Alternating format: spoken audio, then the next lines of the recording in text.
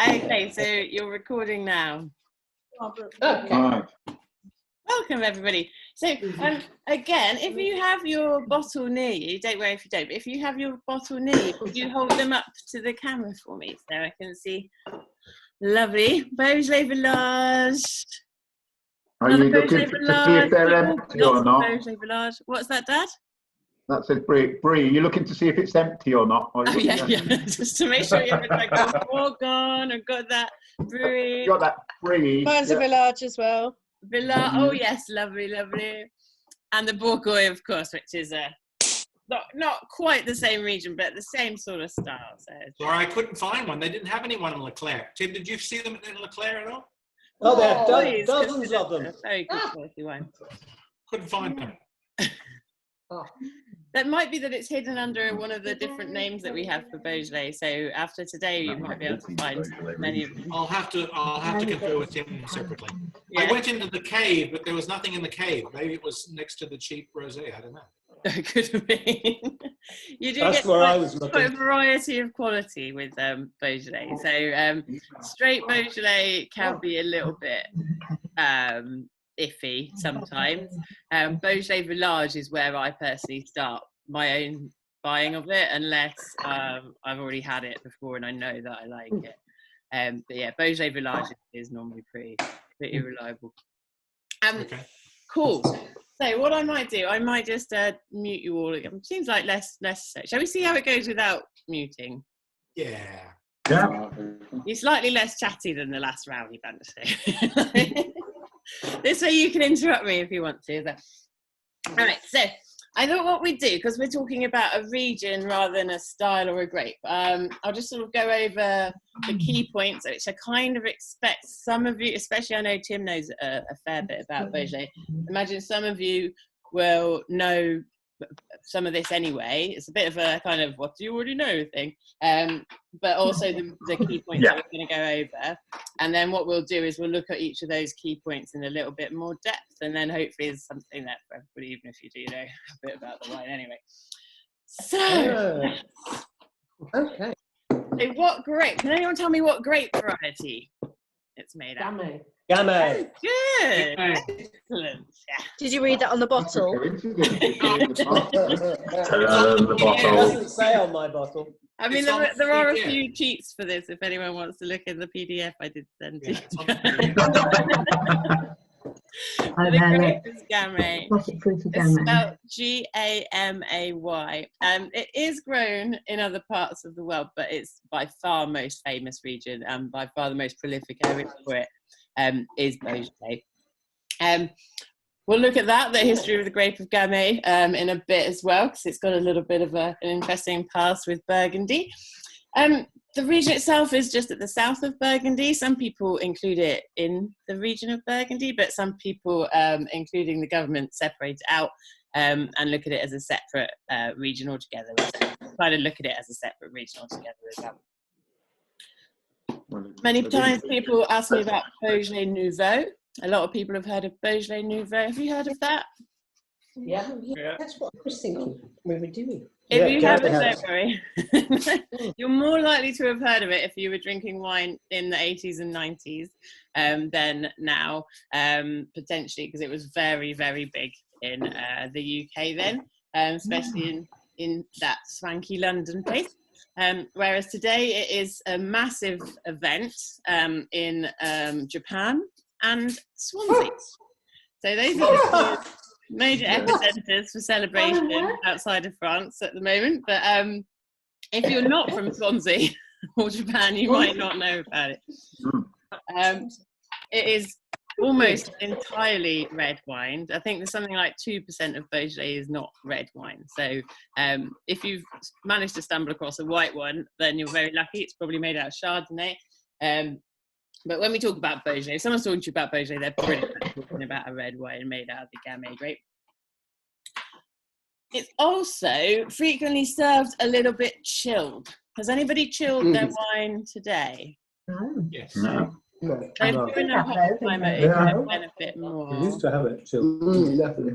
So if you have either straight Beaujolais What now? or Beaujolais Village, they Yeah. say the best temperature for it is between 12 and 13 degrees Celsius, like Celsius actually, Oh, but right. not cold. Wow. But if you have one of the Beaujolais crus, which is the growth of Beaujolais, which we'll go over again in a bit, so don't worry if you don't know what that means right now, but one of the top Beaujolais, such as Fleury or Morgon or something like that, then they recommend about 14 degrees. But so what I was thinking is, what you could do if you wanted to, if you're interested, you've got some in your glass now, you could pop the bottle in a fridge now and see in 20 minutes time what it's like, the difference, if you were interested in seeing. There's not many red wines. Give me another glass. The fact that it's quite light in tannin. And I put the second. I'll put the second bottle in the fridge.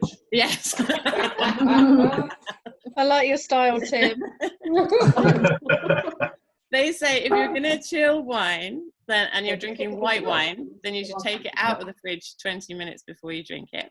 But if you're drinking red wine, you should put it into the fridge 20 minutes before you drink it. Oh, nice, Tim. Excellent. That's definitely the right one to have seconds. Okay. Oh, good. Magic Okay. number. I got a bit panicked when you said put it in the fridge now and Oh, no. not drink it for 20 minutes. As long as you've got some in your glass. Should have poured a bigger glass. A 20-minute Right, glass? And then the final thing that we're going to look at today is carbonic maceration. Has anyone heard of that before? No. I was reading about it today, Oh yeah, okay. Good. As you do. but I have no idea. I have no idea what it is. Okay. Well, I am not one. Part of me thinks it's a little bit magic, but I'm sure that the scientists in the room will be able to explain it slightly better. But I'll go through my explanation of it, and yeah, we can we can hopefully work out from there something what it's about. Any questions about that so far? Cool. Just in case you've never heard of carbonic maceration before, that is just the way that the wine is made, so the way it's vinified. So yeah, we'll go over that in loads more depth in a bit. Did you say carbonic maturation? Maceration. So Maceration. I'll type it into that chat thing. So if you've got Okay, like maceration. It's all right. Yeah, got the. Those loos. As in kind of munching up. So maceration being like how you would leave a tea bag to macerate. Yeah. We're losing the Ah, light. yeah. Maceration. Right. So lovely. Clever. Little history of the region. So like I said, it is the southernmost point of Burgundy, or Bourgogne as it's known in France. We don't really know why we've anglicised Burgundy to Burgundy in English language so much. People are trying to reclaim back Bourgogne, so we'll normally talk about Bourgogne when we're talking about Burgundy, just to explain they are exactly the same thing. We haven't done anything like that to Bordeaux or Alsace or anything. So Bourgogne is the region to the north, and it's, if you like, it's sort of the big famous area. The Romans took the vine to viticulture to both areas around the same sort of time. And they're planting the sort of grapes here that would go that would ripen up in a relatively cool climate, not particularly warm. It's quite cool for grape growing in France. After the Romans, I don't know, what's the word? They just lost, died out. I don't know what happened. The fall of the Roman Empire after that.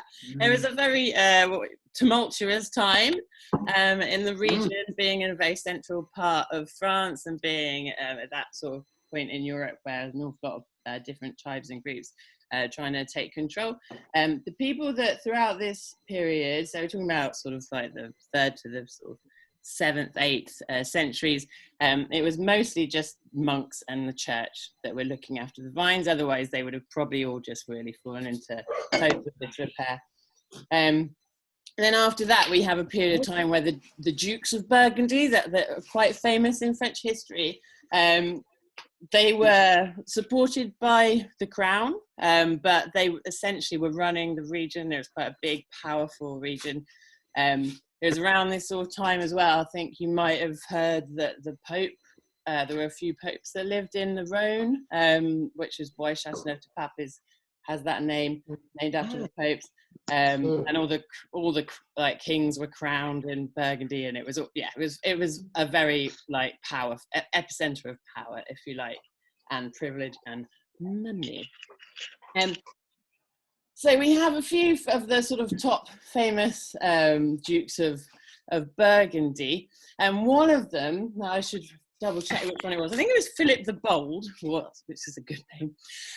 That he decided that he didn't like the Gamay grape, and he was living, and all of his wine came from the Côte d'Or, which is the super swanky area of Burgundy, Bourgogne, like where the most expensive wine in the world comes from, this area in Bourgogne, and their top wine. So if you were like nobility, you would only drink wine made from Pinot Noir. And if you were not nobility, so if you were like the local riffraff, and you were like the farmers and the workers and stuff, then you would drink the Gamay grape, which is what it goes into the Beaujolais. However, the Gamay grape is an awful lot easier to grow. They're related to each other, but Pinot Noir is very difficult and prone to disease. Gamay is very easy, and it likes growing in all kinds of different regions, and it's much less of a faff to grow. So more and more people are just planting more and more Gamay, and the dukes didn't like it very much, the nobility didn't like it. So what they did was they banned Gamay, and they put it into law. You weren't allowed to grow anything other than Pinot Noir in Bourgogne, in the Côte d'Or. And so Gamay got pushed further south, and it got pushed further south into the Macon, and where it really took hold is in the region of Beaujolais. Beaujolais takes its name from, well, Mount Beaujolais nearby, and the Dukes of Beaujolais that also ruled it just before the Dukes of Bourgogne got very powerful. And so this region has always been slightly separate and considered to be a slightly separate area. It's got slightly different geography, different geology, different soil types and things. Cool. Does that make sense so far? Yeah. Yeah. Just to clarify, Burgundy is actually called what? To clarify, Burgundy is what, sorry? I don't think that the it's not picking up the sound very well. Do you want to invite it into the chat? Burgundy is the English word. What's the French word again? Bourgogne? Bourgogne is the French. So I'll type it into the chat for you. Bourgogne, Bourgogne. And that is essentially what we call in England Burgundy. Does that make sense? Yeah. But yeah, if you have questions, the best way to do it is to type it into the chat so I can see it, because I think some of the camera's not picking up the sound very well. Ooh. Ooh. Okay.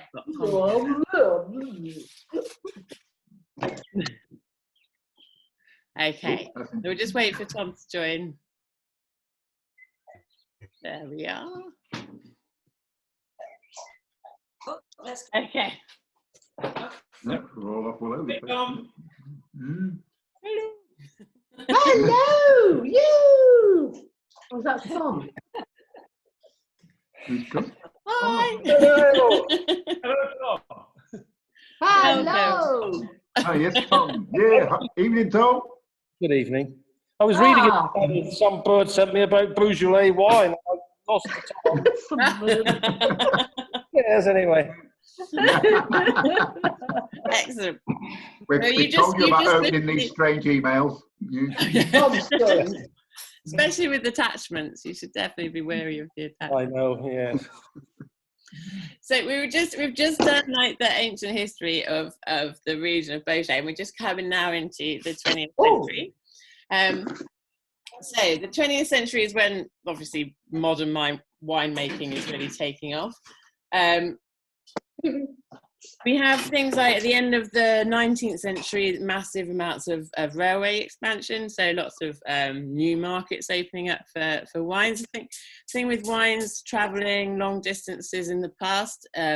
It's not really been too possible because wine just goes off. So if it's hot or it's just not in particularly good conditions, then the product will go off. So for that reason, if you wanted to like make wines that would travel long distances, you would fortify them. So you turn them into like port or sherry or something like that.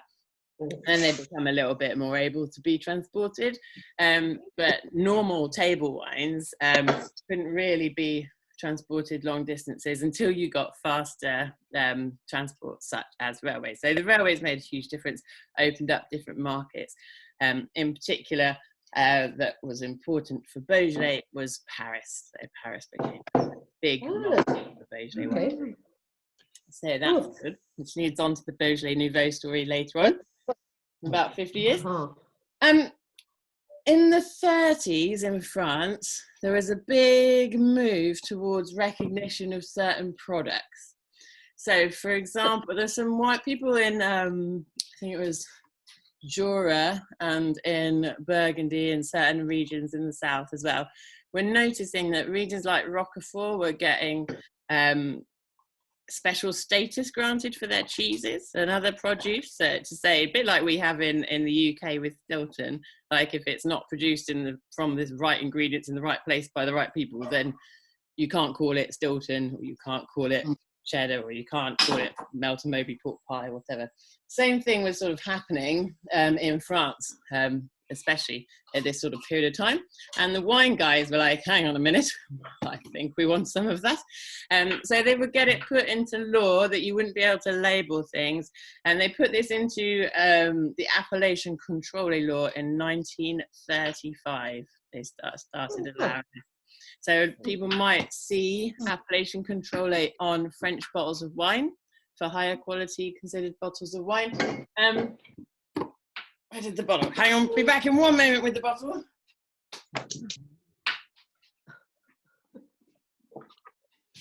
So, on the label, it will say Fleury, for example, or Beaujolais. And then in small letters under that, my bottle, which is a Fleury, says Appellation Fleury Contrôle. Or it might say Appellation Beaujolais Village Contrôle. It might, depending on the style of the label, it might say it on the back as well, or just on the back if it's not on the front. But that is the Appellation Contrôle, and that is a controlled named origin. It's the same like law that exists for the butter and the nice cheese, etc., etc. Does that make sense to people? Yeah. So, for example, that puts into law things like if you're going to call it a Beaujolais, it has to be made out of Gamay, for example, and you should therefore know what sort of style of wine to expect, and it has to come from a certain place as well. Cool. So, an awful lot of the Beaujolais crew, if you like, get given their appellations in the 30s. I think 8 out of the current 10 were given their appellations then.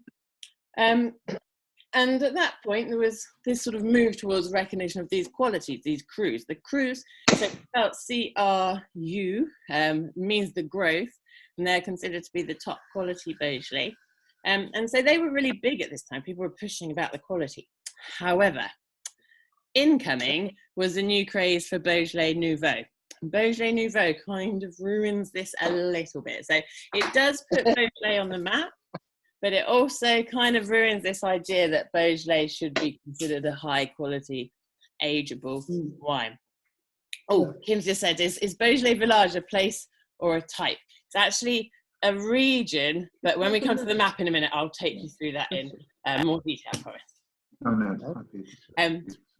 But yes, so we have the cru, and then we also have a new craze for what we call en primeur wine. So I'll just type that into your chat area as well. So en primeur, it just means the new wine, so the new release of wine. So they've made a wine and they're releasing it very young, very early, very easy to drink, very light, non-ageable wine. And they call that en primeur. They also gave it the name as Beaujolais Nouveau when it took off and became really popular.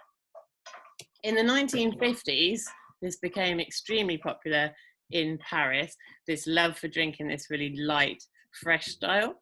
Other regions were making these en primeur wines very successfully and selling them. I mentioned briefly last week with the rosé tasting a thing called Clairette, which the Bordeaux winemakers were producing, which is a very easy, light style of red from Bordeaux that they were drinking.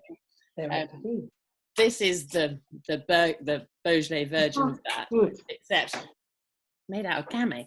Gamay is really, really well suited to this style of wine because it's quite light and fruity and soft.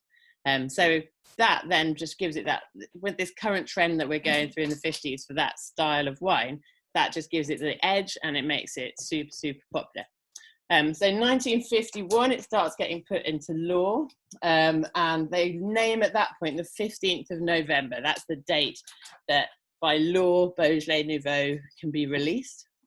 And then that, you know, the trend continues, becomes more and more popular. And then they've changed that slightly in 1985. The new dictate is that it's going to be the third Thursday in November, and it remains that today. So you can't legally sell it before the third Thursday in November, and you shouldn't be selling it for too long after that day. You should be drinking it young and fresh after then. It's not designed to be aged. Cool. And so, yeah, today about a third of the production of Beaujolais is Beaujolais Nouveau. People used to race to Paris to pick it up and bring it back to London, but today it's sort of What's going on? it's a little bit naff by most people. It's a bit of a kind of I don't know, marketing stuff, if you like. But you can actually get some nice ones. You can get Beaujolais Village Nouveau, for example. It's just that, generally speaking, most of what gets churned out is not particularly high quality. No. That is my little history of Beaujolais. So, does anybody have any questions about that? How do I send it now? No, present maybe. Yep, I'm trying to send a question. Oh, okay, sure. Why is there Nouveau but not Chablis? Chablis. Chablis, okay. Not Nouveau, but not what?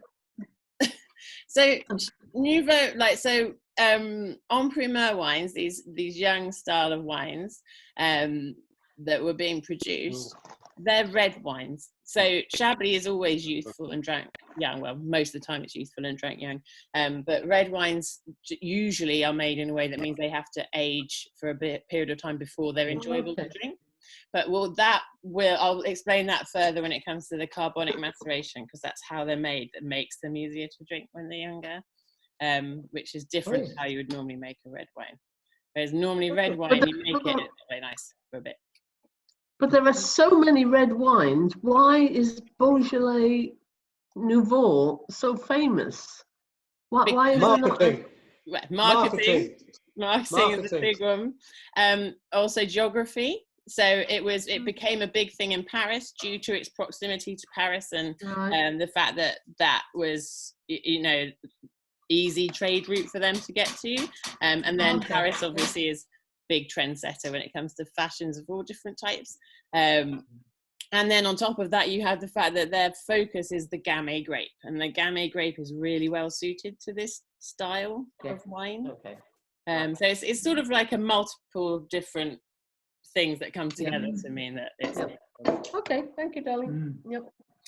Today though, it's the crus comeback, if you like. So the move is away from this idea that Beaujolais is this easy drinking kind of not to be matured style of wine, and to sort of gain a bit more traction with its high quality wines, which some people never moved away from. But it's a little bit like Chardonnay in that way, in that some people have always known Chardonnay can be a great wine, but the fashion is against it currently. Whereas Beaujolais, on the lighter style of reds, so like the Chinon de Bourgogne, these have had a bit of a low point in terms of fashion, but are coming back more and more people are moving towards this style of wine again, which I think is a great thing. It's like a nicer, more subtle kind of wine. Nice. Okay. I do want to go to the cold one. All good? So that's my little history. What else was I going to tell you about? Oh, it's more disappearing. So, Might be getting more shine. carbonic maceration. That's what I was going to tell you about. Oh no, first of all, I'll tell you about the region. So if you could pull up your wine maps, if you have got one there. So I'll just hold up. This is the one that I have here. Did you get it yet, Tim? Did you get the PDF? Pardon? No, but I didn't check again, but we've got the map anyway. Well, Sorry. no, we haven't got the same. I'll just check. We have got the email now. Oh, have you? Oh, have you? Yeah, I was reading. That's why I was late. Not that much, is it? Always got an excuse, Tom. You had to get in the barn. Yes, I've got it. Hooray! Don't worry. All good? Right, so this is our region of Beaujolais. This is my map with all my notes all over it. To the north here is where Bourgogne is, so the Macon and the Côte d'Or and places like that. That's just up here. This area here is where Beaujolais starts, and there's a few rivers that cut across here, but in particular there's one that's called the Nizerand, which I now can't see on this map, but oh yeah, there it is, the Nizerand, Nizerand here, and that cuts across. And to the north of that river we have very sort of granitic soils and quite steep and hilly mountainsides in some cases, and to the south we've got more kind of clay and limestone, which is good for the sun grapes, but it's not so highly sought after for the Gamay grape in particular. So two very different geologies going on, and so producing different qualities of wine. So this northern area with the steep slopes and the granitic soils, that's considered to be much higher. No, this is the one I've opened. Just read. This southern point here, which you can see on this map is a sort of paler colour, that is just where Beaujolais is made. So that is the, generally speaking, flatter plains, easier to produce, higher in terms of the yields, cheaper in terms of the production as well. So we're making straight Beaujolais appellation controller here, and a lot of Beaujolais Nouveau is made in this area as well. Loads of Beaujolais Nouveau is made in this area here. Beaujolais and the Côte de Brie. This dark purple area on here, but sort of the surrounding area here in the north, this is called Beaujolais Village. And so the villages, these are known villages and communes for producing higher quality grapes. So they can make better standard of wine, and they consistently do, to a higher minimum quality level.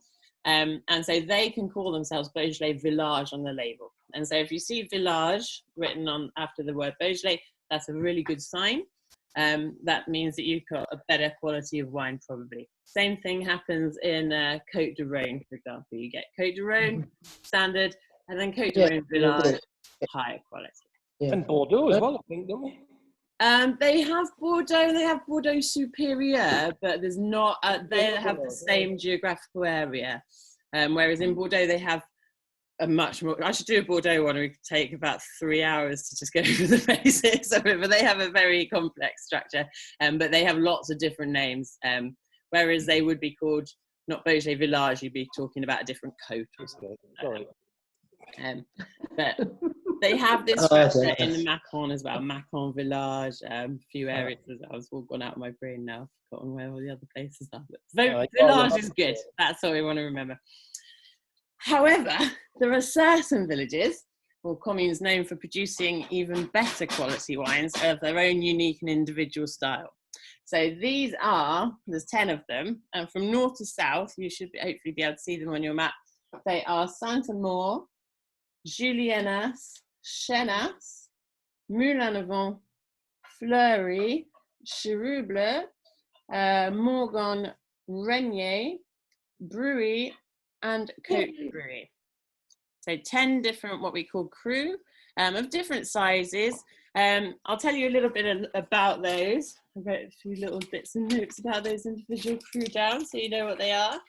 But essentially they mean higher quality, and they're probably going to be more expensive. They're not that expensive. They're not hugely expensive. So if you were to get a cru of the Côte d'Rhône, for example, you'd be looking at Châteauneuf-du-Pape for their most famous one, and that would definitely set you back a lot of money. Whereas your most famous cru of Beaujolais, say Fleury or Moulin à Vent or Morgon, something like that, they're probably still only going to cost you £12–15 in the UK. So they're not actually that expensive for a cruise. It's a really good sort of area to get into because it's not particularly fashionable at the moment, so you get much better value for money. But so from the north then we have the lighter styles. So Saint-Amour is the northernmost of the cru, and that is one of the light styles. Further south we have Fleury and Cherrouble as well. They're considered to be the lighter styles as well, not quite. Well, Fleury is the heaviest of those three. Cherrouble is the lightest of all of the styles of the cru, and that's because it's the highest in terms of altitude and it's the coolest area. So if you like a lighter style, then go for Cherrouble. Then we have our medium-bodied cru. So Juliennas is pretty far in the north again. It's actually named after Julius Caesar, that one, who obviously was quite big in the history of paper. Very keen on his Beaujolais, apparently. Lots of south-facing vines there. So good for slightly more medium-bodied wines produced there. Renier as well, which is the newest of the cru. I think that was made in the 80s. And Bruy and Côte de Bruy, which are around the mountain, Montbruy, they're also named after Brulius, which is the great name, I think, for a Roman lieutenant of some kind. They're the medium. I'm loving this attack on the flies that we've got in the background. Then we have the fuller-bodied, and they're not hugely full-bodied because they're still Beaujolais. But the fullest body of the Beaujolais cru includes Chenin. Chenin is named after the oak trees in the region. It's often quite oaky, like oaked wines. It's a very small region, but you do still find some of it in the UK. It's some really nice high quality wines from there. Moulin à Vent, which the French speakers of you will know means windmill. If you go and visit the region, it's got a really lovely, iconic, classic looking windmill on the top of a hill. They're considered to be the most fullest bodied and the most tannic, and therefore the most ageable of the Beaujolais. Should be able to age for potentially up to 10 years if you have a good one. And then finally we have Morgon as well, which is also another full-bodied style of wine, and it's considered to age potentially for 5 to 10 years and potentially age a little bit in the style of Pinot Noir as well. That's what they say anyway. But you can get some lovely wines from Morgon. The bottle's 42 years old, but the wine's only 2 years. It's been recycled. So, depending on the style of Beaujolais you want to make, you are going to make your Beaujolais in a slightly different way. However, you are almost definitely going to use this process called carbonic maceration. So before I go into that, has anybody got any questions? I just realised Jessica's later, I could probably get a bottle of Morgon. Oh, what was that? Sorry. After being 20 minutes, I have to go and get my chilled bottle out of the fridge. Oh, yes. Don't forget to get your chilled bottle out. And a pee-pee. No, that was 20 minutes ago, I think. Probably was 20 minutes now. Alexa, open the drapes. Approximately when Rebecca's camera went off. Jessica said she should get a bottle of Morgon, and her partner is called Morgon, so I think she definitely needs a bottle. Why did I go for Fleury? I went for Fleury because it was the only cru in the shops that I went to, which as well was also from Waitrose as well. They had a pretty limited selection by the time I went in there. I think it's surprising how the Waitrose customers base will focus on stocking up on wine more than toilet roll. Really got Much better than toilet roll. Yeah, exactly. They don't really need the loo roll, do they? I had a choice of this one or a very expensive one. So. Yeah. Well, this one, it was £13, but you know, Oh if my anybody God. could have a £13 bottle of wine. My co-pilot now. Cool. Any other questions? Mind you, I think I spent 4 on this, which is a bit too much for me.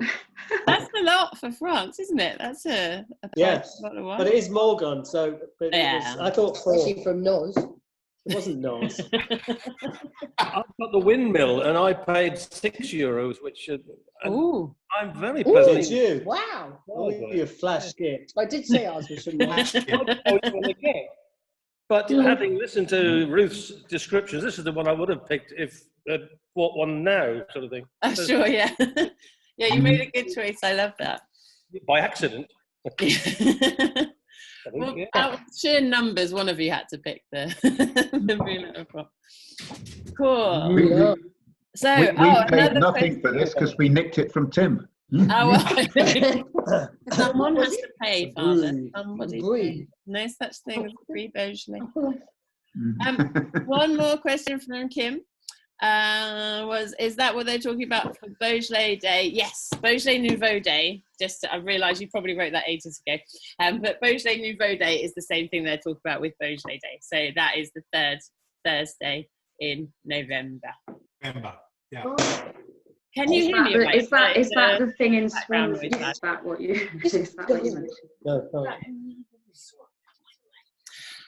don't know if you could hear that or not, but it's affecting my brain. Okay, right. So I'll just take you through carbonic maceration. We're nearly done, I promise. Carbonic maceration is a type of fermentation. I'm going to get my notes to make sure I say the right words at the right time. It is an enzymatic fermentation. It is not standard alcoholic fermentation. It does produce ethanol into a small amount, but it doesn't it's not it's without any oxygen present. So there's not a normal alcoholic fermentation. Instead, it is what we call a biochemical conversion of a type of acid that you get in the grape being converted into ethanol in a small quantity. So can someone explain alcoholic fermentation? What is alcoholic fermentation? Do you know? I Oh, can't. not With on me. being Conversion of sugar. Yes, excellent. So it's a conversion of sugar. So normally what would happen is you get a yeast. The yeast might be something that you've added to the wine, or it might be something that exists on the skin of the grape naturally, or it could just be a yeast that's hanging around in the air. But a yeast will eat the sugar, and the sugar that it's exposed to from the grape juice, and turn that sugar into alcohol, flavour, heat, gas, all kinds of stuff. And that's normal alcoholic fermentation. This is a different thing, but we can have it because of alcoholic fermentation. So what we do is we're going to pick the berries in whole bunches. So you can't do it by machine. You're going to pick them by whole bunches, so there's no air exposed to the berries at all. You're not even going to, take the berries off the bunch. They are just not going to be exposed to oxygen or air at all. You then pile all those bunches into like a vat, which will be the fermentation vessel, and you keep piling in the bunches until the bottom ones have started to crush under the weight of the ones above. Does that make sense? So the ones at the top are still whole bunches with no oxygen affecting them at all, and at the bottom you've got some juice that's starting to come out. Happy days? Yeah. So that juice, being grape juice from the wine grapes, is very sweet, and the berries themselves on the skin will have some yeast on them. We call it the bloom, and if you'll see it on a black grape, if you look at a black grape, they have like a kind of fuzzy.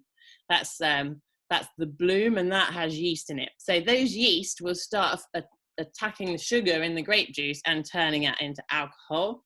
And that creates some alcohol, but also it creates carbon dioxide. Carbon dioxide is very heavy. It's heavier than air, not very heavy, but it's heavier than air.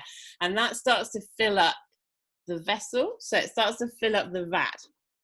And as it fills up the vat, it starts to envelop the untouched, the unharmed grapes at the top. And they then start to undergo this process of carbonic maceration. This is where in my brain I start going, magic, like, the fairies take over. But the fact that you're starving these grapes of oxygen for some reason kick-starts this enzymatic biochemical reaction where the malic acid that is naturally in the grape inside these whole grapes. So there's still whole grapes at this point. That's important to remember. It happens within each and every individual berry. So they call it intracellular, like fermentation. It's every single individual berry that hasn't been broken. This starts to happen once this carbon dioxide blanket goes over the top. And that sucks out this bright colour from the skins, but it doesn't get the tannin. Do you remember we were talking about tannin last week a bit with rosé? Tannin is that bitter compound you get in red wine. And tannin is something that if you get it in your red wine, it's going to take a while before that wine is particularly pleasant to drink. That's why this is a really good process for if you want to drink it really young, because you don't need to age it very much. You're going to get lots of colour, just a tiny amount of tannin. If you're just making standard Beaujolais or Beaujolais Nouveau or something, you wait until this process has happened for just say a day or two. And by that point, your berries are going to start to burst from this thing that's going on inside each individual berry. Then you just squish the grapes, remove the skins, and turn the rest of that wine into a wine as if it was a white wine. So it's nice and cool in the production of it. You don't have the skins present anymore, but you've already got all that nice colour out of it. And that means you can then just drink that wine almost immediately. So that's your Beaujolais Nouveau. If you're making like a Beaujolais Village, you probably leave it there for 3-4 days in contact with the skins, and then you're going to get, after it's broken, that is, and then you're going to get some of that tannin in the wine after you've got this weird extra fruity flavour character going on anyway from the carbonic maceration. And if you're doing a Beaujolais cru, especially one like the Moulin Avant or the Morgon, which are the heavier styles, then you're going to leave it for maybe 8 days or 10 days, depending on your choice as a winemaker. And then you can potentially age those wines a little bit longer because you've got that little higher level of tannin. But you're also going to get more flavour and more complex flavour because the skins have that flavour to give as well. But one of the things that if you still have, I don't know if anybody's finished their glass by now, but if you do still have some in your glass and you just have a smell of it, one of the things that we get from this enzymatic fermentation, from this conversion, is almost like a kind of blueberry or banana or confected bubblegum kind of smell. And you get more and more in other wines from Spain as well. So if you're ever getting that kind of slightly blueberry bubblegum hubba bubba, I sometimes think it reminds me of smell, then you're probably getting the smell of semi-carbonic maceration like this. Does that make sense? Yeah, we get it more with the Morgon, but not with less with the Beaujolais Village. Interesting, because you would normally expect it to be the other way around, but like I said, it really does depend on the producer. We've chilled the Village. Oh, so it might be that will have, well, it will have an effect definitely on what flavours you get to. But it might also just be the winemaker's done it differently. But yeah, if you have it simple, it's quite light and tannin as well. I prefer the chilled. It's very nice. I like the chilled. So one of the reasons we can have these chilled is because when you chill down a red wine, you're going to minimise fruit flavour and maximise any oak flavour that you have and any bitter tannin. but these wines are really light in tannin and they're not oaked. So that, and they're so fruity that you can actually just get more of that kind of floral, fragrant character by chilling it down, which you normally, I mean, you can chill down any wine that you want, but if you were to do it with like a heavy Bordeaux or something, then you're just going to end up tasting wood and bitterness much more, maybe. Whereas not so with this. So that's why it's possible. But again, people sort of ask me a lot about it because they think, oh, well, I should have it chilled. But it's not really a should. It's more of a kind of if you want to, then do. Especially if you're in France, I guess, and it's quite warm. It definitely. In France in the summer, Gamay is nearly always chilled at lunchtime. Yeah.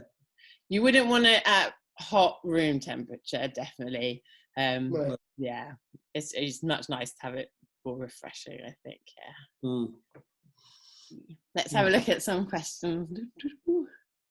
Five losses news. Aha, that's a good question. So given this fermentation process, is there more sugar left in the wine? So normally no. That fermentation process would normally produce up to around about 2% ABV. And then you would continue, eventually you continue just a normal fermentation process that you would allow to happen up until the point where it naturally stops, which is normally when there is no notable amount of sugar left. So if you were to do this and add an extra 2%, 2 degrees of alcohol to a wine from, say, Australia or somewhere, you might have a different result. But because it's the Gamay grape and it's quite a cool climate, it doesn't have that much sugar in it, so you can still ferment to dryness. But if you ever want to check the sweetness levels in it without confusing it with how fruity the wine is, because they can be sort of interchangeable in our brains a bit. And what I do, and I like doing this, is if you close your nose off like this, then you just dip the tip of your tongue in it, you'll be able to taste purely how much sugar is in the wine. And there is always going to be a tiny bit, but there's not really any notable amount in this because the fermentation just continues until the end.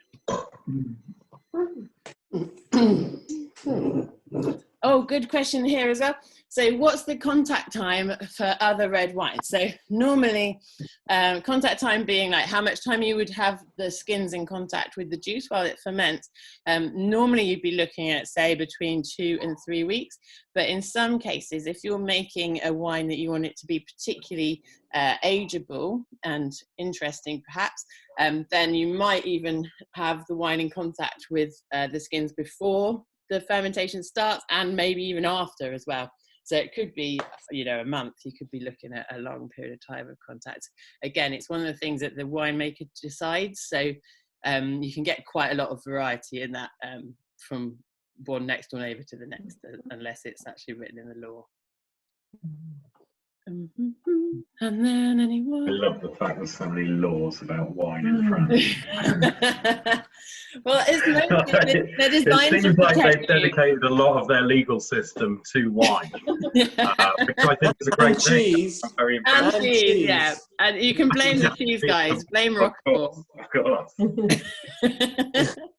But it is because people would commit fraud so much. I mean, it hasn't eliminated fraud by any stretch of the imagination, but it does protect you as much as anything else.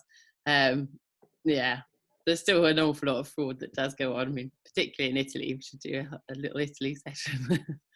Never believe what it says on the bottle of an Italian bottle of wine unless you bought it yourself from the vineyard. Does the glass you drink it out of make a difference to the smell or taste? Yes, it does. Depending on who you're talking to, different amounts. But if you have a wide base wine for a red wine, that can be really good because it'll allow more of the interaction between the oxygen and the air, and that allows the different aromatic compounds to develop and become, what's the word? Leap out of the glass. There's a proper word for that. Volatile. So you need those compounds to be volatile, or they're not going to be, or you won't be able to detect them. Red wine, that's a good thing. if you're drinking a white wine, you normally want it to be slightly narrower often, so that it's sort of funneling the aromatics up to the nose, keeps it fresher for longer. But people say there's a company called Riedel, which I'll type in the notes here as well.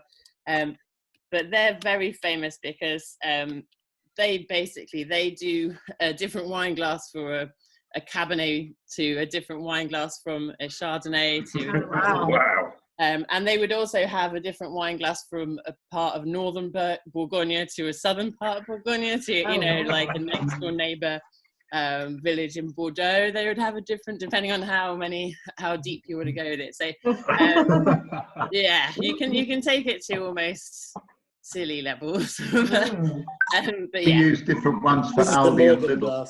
yeah, Aldi wine is a bit wider than a little one. Yeah. Well, this is the only one I've not managed to break of ours. So. That is very that glass has survived like 10 years. Every other glass has been broken, except for the one she got on the Hendu that has a glitter base. I mean, if you want an extreme example of it, I think if you were to drink a nice wine out of a plastic glass, or out of a mug, like a tea mug or something, then you would really notice a difference. But obviously, you're going to have a less obvious difference between one glass and another glass, but there is still going to be a difference. It doesn't know where the aromatics are going and stuff.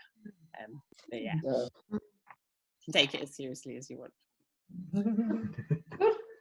Any other questions? Does all of that make sense? All the stuff. Yeah. Ruth tries to do science. When I teach in my classes, I normally have these sort of moving PowerPoint slides that I get to sort of explain it with power of pictures, so it makes it a little bit easier. Trying to explain it when it's all an abstract makes it a bit harder. So well done. Yeah, any other thoughts or anything? Did you like your wine? Yes, I really like it. I normally drink quite heavy reds. I drink Rioja and Shiraz.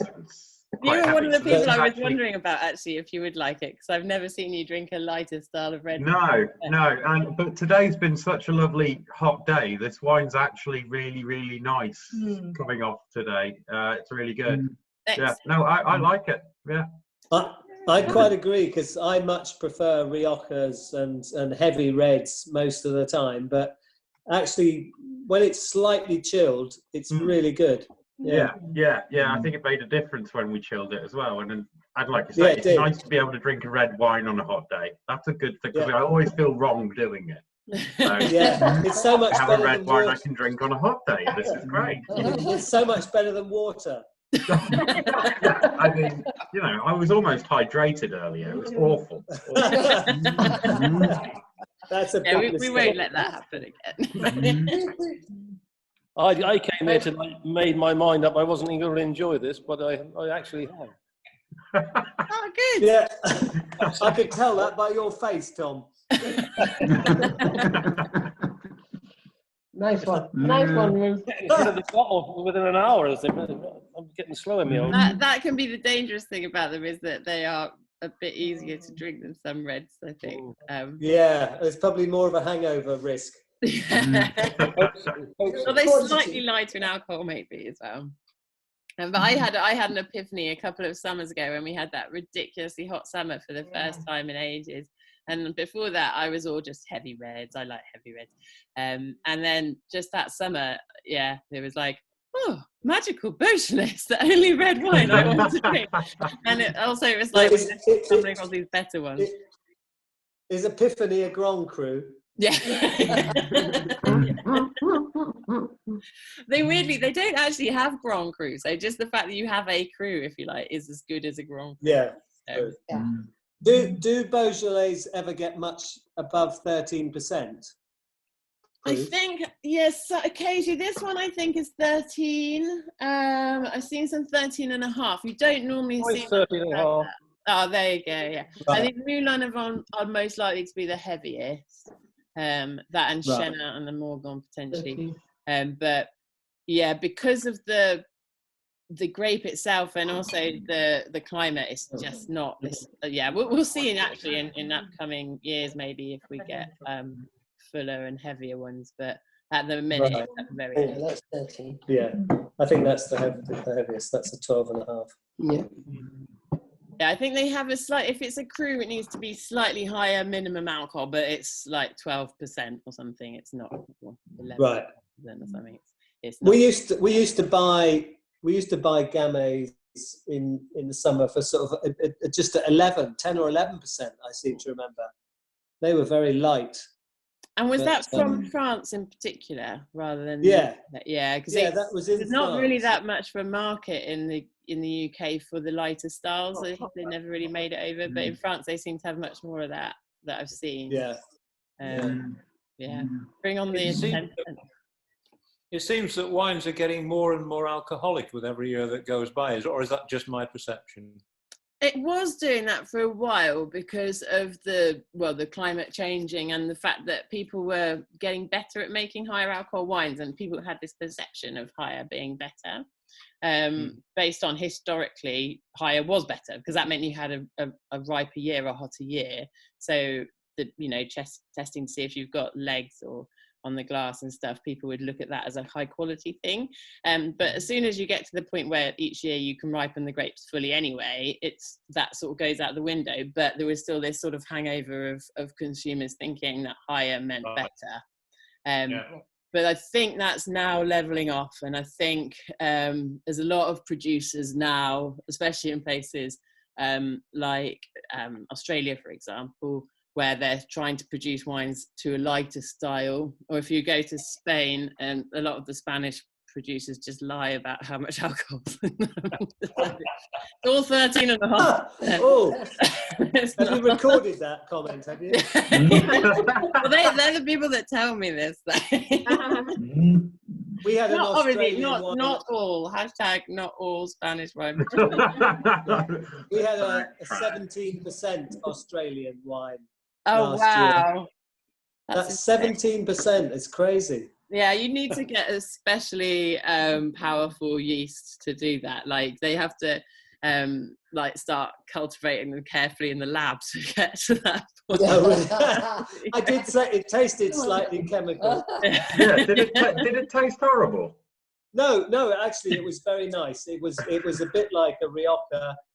It was incredibly strong, but I liked it. I mean, some people didn't, but I liked it. Make a jolly good hand wash.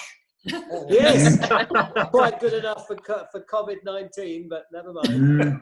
You normally like the first one and you can't remember after that anyway. So they all taste better after then, don't they? Yes.